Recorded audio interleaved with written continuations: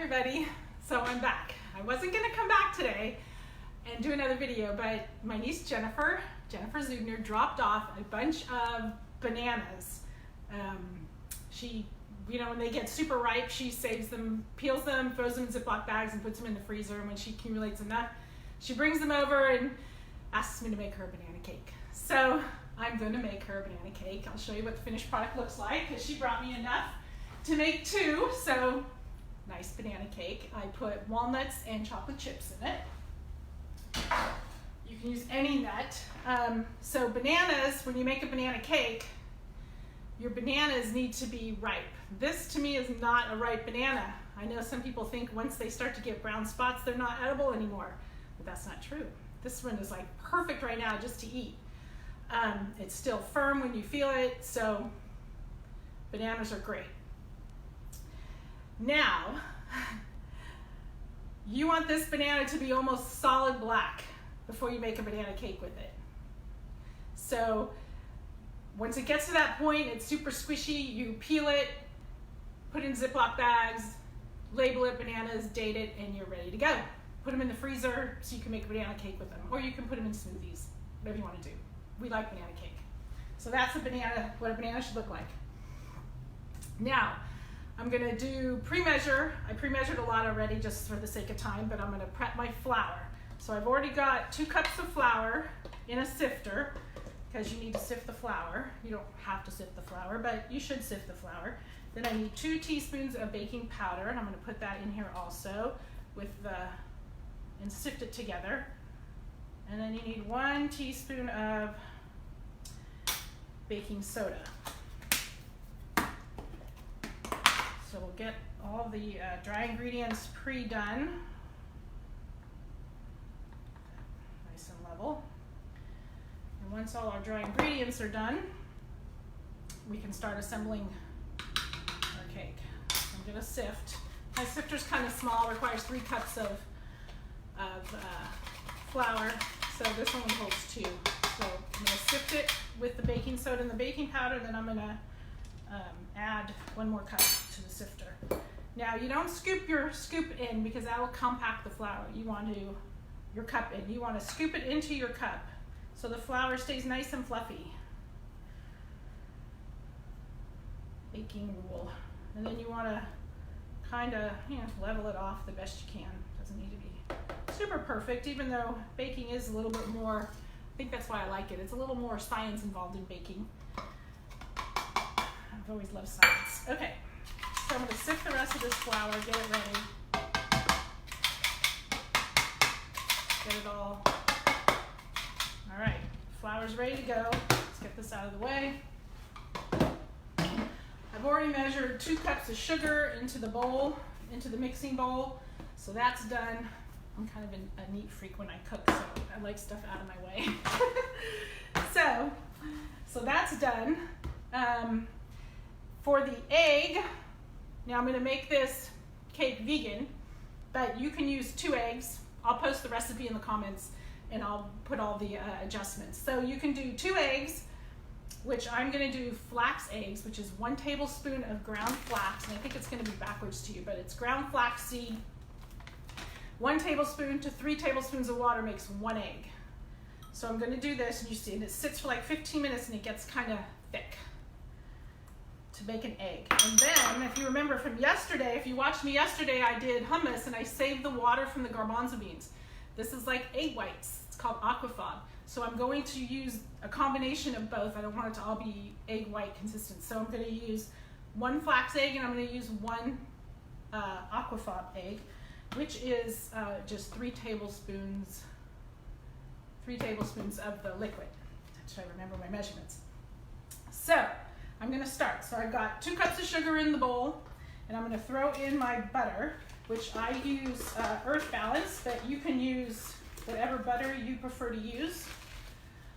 And then I'm going to mix it up. It says to cream the butter, but I really get a creamy consistency, and it's never bothered it before. So I'm going to just mix it up real quick. And then from here, I will add in the egg and then the vanilla. So right now I'm just doing butter and sugar. And I'm going to scrape this down real quick just to get it off the sides. Get it pretty well mixed. So this banana cake my mom's been making forever. And I modify it with, and obviously made it vegan, but added chocolate chips. She just puts nuts, but I love chocolate chips, so I put chocolate chips in mine because nothing's better than banana and chocolate together. So let's just get this ready.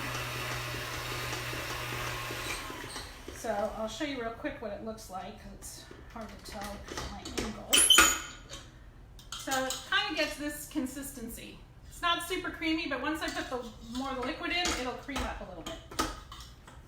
And you'll see the difference. I'll pull it out and show you. All right, so now I'm going to put in the egg. So here's my flax egg.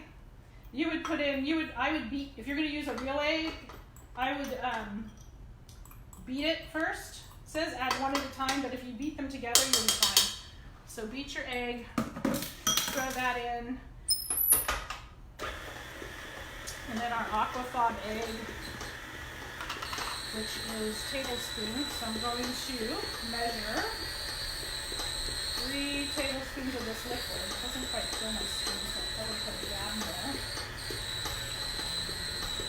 I'll put 4. All right, that was my egg. I hope I counted 4. Oh well. It's close. So my egg is in. Mixing that up. And now I'm going to do the vanilla. Here's my vanilla. I actually make my own vanilla. When I went to Tahiti once, I was taught how to make vanilla there. So you just take a bunch of vanilla beans and stick them in a jar and throw some dark rum over them and then let it sit for about 3 months and you make vanilla extract. How cool is that? So I'm going to measure. The recipe calls for 1 teaspoon, but I like a little bit more, so I put 2 teaspoons. And 2 teaspoons of vanilla. So you can make your own vanilla now, you don't know. So mix that up.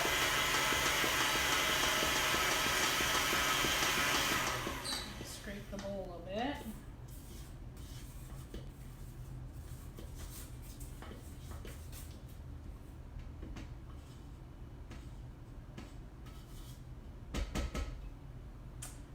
All right, I'll show you what this looks like.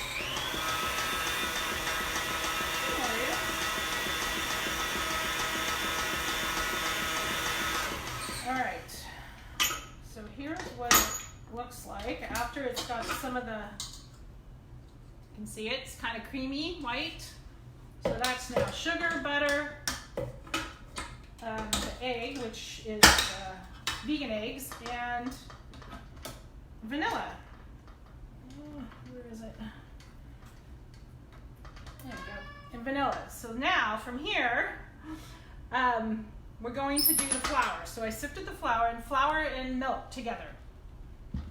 My cup of milk, and you're going to alternate. You're going to start with flour and end with flour. And you're going to put a little bit of flour, put a little bit of milk, a little bit of flour, a little bit of milk. You'll see as I go. I use oat milk. You can use whichever type of milk you prefer.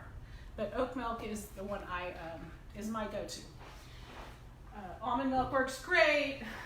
Regular milk works great. Whole milk, whatever you choose. Okay, so here we go. This gets a little messy. It's gonna go poof with some flour, but that's okay. So I'm gonna start with a bunch of flour. No particular amount. Just get it in there. Throw in some milk. Let that mix up a little bit. Add in a little more flour.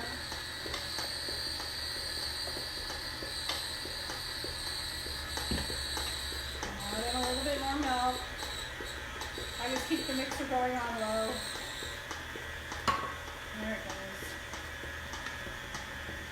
Now add in a little bit more flour.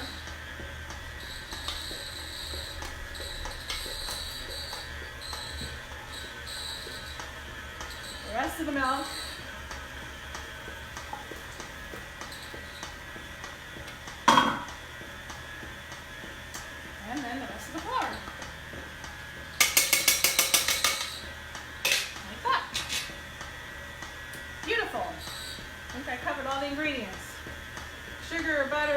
eggs, vanilla, flour with the mix, milk. Okay, so this is mixing. I'm gonna scrape down the side. The flour, you know, always sticks and you wanna get it all in there. Scrape it down really good between the beaters. If you don't have a mixer, this mixer is like super old. This was my mom's mixer forever. This mixer's got to be about 50 years old before she bought a new one, and I got the hand-me-down, which, hey, I love. Works great, you know. Had it serviced only a couple times, but it's still going. It's a great workhorse. Great mixer. But you can use a regular hand mixer. You can do it with a wooden spoon if you absolutely had to. So this is what the batter looks like now before I put the mix in. So now I'm going to add bananas, my nuts, and my chocolate chips. It's back on here. So let me mix it up now that I scraped the bowl down. I'll mix it up. So I went ahead and mashed the bananas already.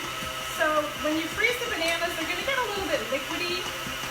So if you do them fresh, they stay kind of dry, but after you freeze the bananas, they do get liquidy. So you just go around with your fork and you just mash. You see that? You just mash it up till it gets to like this mashed consistency. And it's going to be slimy and gooey, and it's because the bananas are dark, it's probably going to be dark. So I'm going to leave it on low, and I'm going to throw in the bananas.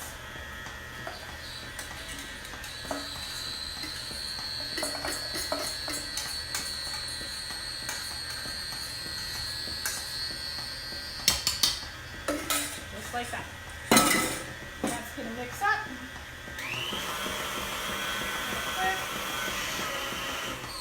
Then I'm going to throw in my nuts. If you don't like nuts, you don't have to put nuts in. I have some chopped pecans that I already had, so I'm going to throw those in. But you don't have to put nuts in. A lot of people don't like nuts. So I'm going to throw nuts in. And then I'm going to do chocolate chips. This is my go-to chocolate chip, Guittard, semi-sweet or extra semi-sweet.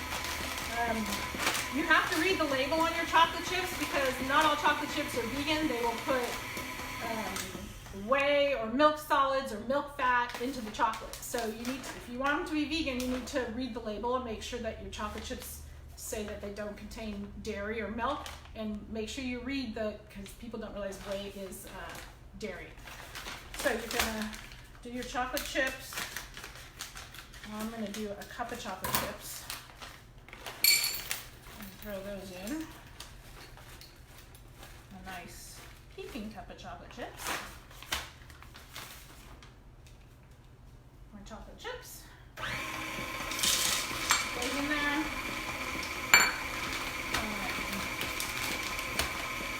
And that's it. Pretty much that's the cake. Alright, you can tell my theme is easy, right? So I'm gonna take this out, scrape this down.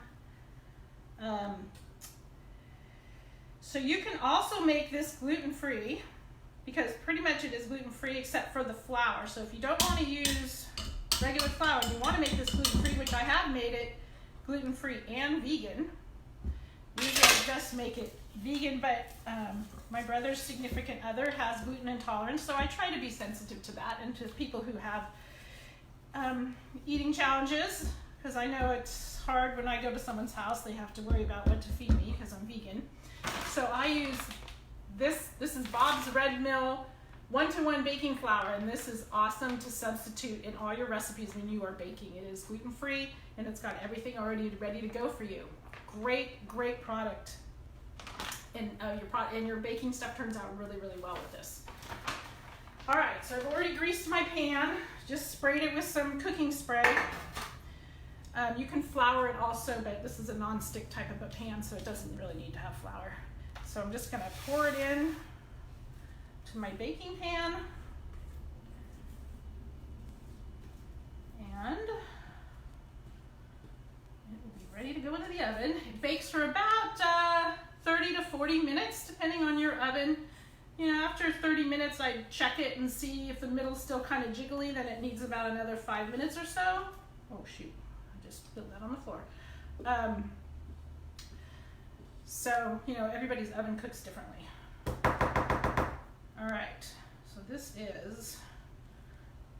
Smells delicious. Oh, they can only do smell through this. It already smells very banana-y. Smells yummy. All right, so that's that.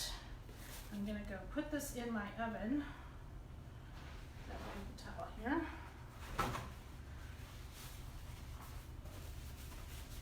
My edges down. Like I said, and I dropped it on the floor. Yuck. Mopped that too. Okay, here we go. So now we're in the pan. We're going in the oven. And I will set my timer for 30 minutes. And ready to go. And voila, when it comes out, it's gonna look like this. Woohoo! So I'm gonna cut this open for you so you can see what it looks like.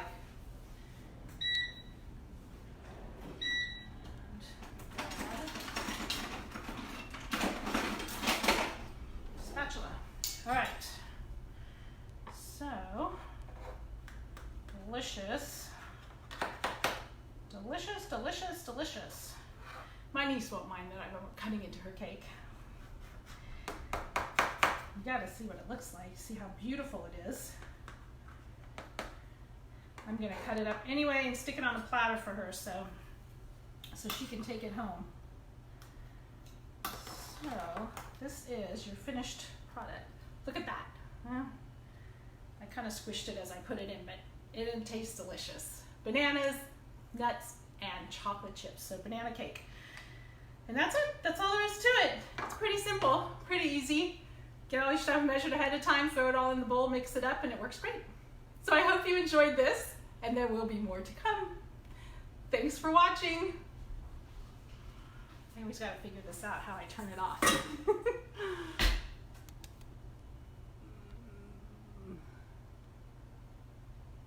Oh, come on.